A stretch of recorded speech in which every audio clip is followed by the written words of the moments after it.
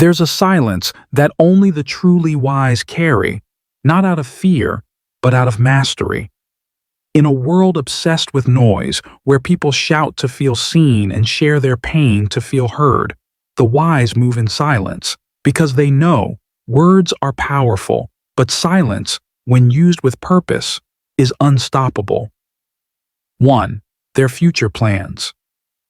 The wise don't announce their next move, not because they lack ambition, but because they understand how fragile intention can be. As Epictetus said, "Don't explain your philosophy, embody it." Why speak of war before the battle is won? Words are cheap. Execution is everything. So they build quietly, brick by brick, while others are still dreaming. By the time the world notices, it's already too late to stop them. 2. Their inner struggles. The wise feel deeply, but they bleed in silence, not because they are cold, but because they know most people aren't listening to understand. They're listening to judge. Seneca warned, "A man is as unhappy as he has convinced himself he is." Pity weakens, power builds, so they seek no sympathy, only self-mastery. They don't post their breakdowns, they rise from them. Let them guess, let them wonder. We rise without explanation. 3. How much they know. The wisest minds are the quietest in the room, because true knowledge doesn't shout, it observes. As Socrates taught, the only true wisdom is knowing you know nothing. Boasting about intellect is the signature of insecurity. So the wise speak less and listen more. They find truth in the silence between words. They don't aim to impress, they aim to understand. And that difference changes everything. 4. Their next move. The moment you reveal your strategy, you weaken it.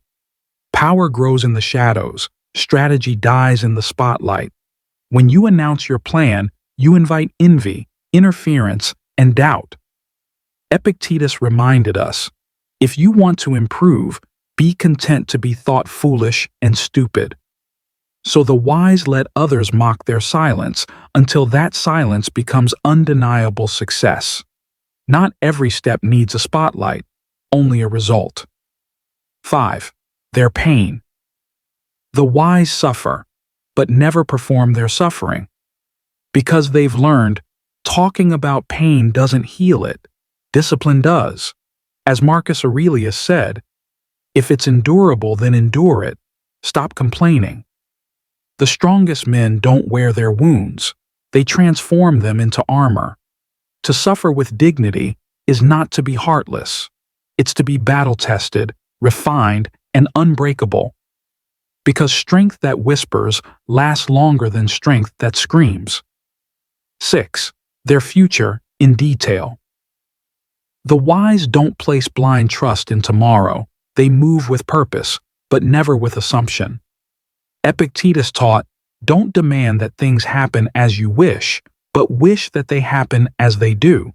They understand life is unpredictable, so they prepare, they act, but they don't parade their path. They speak in results, not projections, because real mastery doesn't need an audience.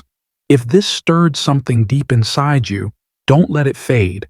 Let it shape you, because strength is built in silence, and wisdom is preserved through restraint. Stay focused, stay silent, and keep walking the path few dare to follow. Subscribe to Stoic Hustle, where warriors of the mind are made, not born. Until next time, control yourself, because that is true power.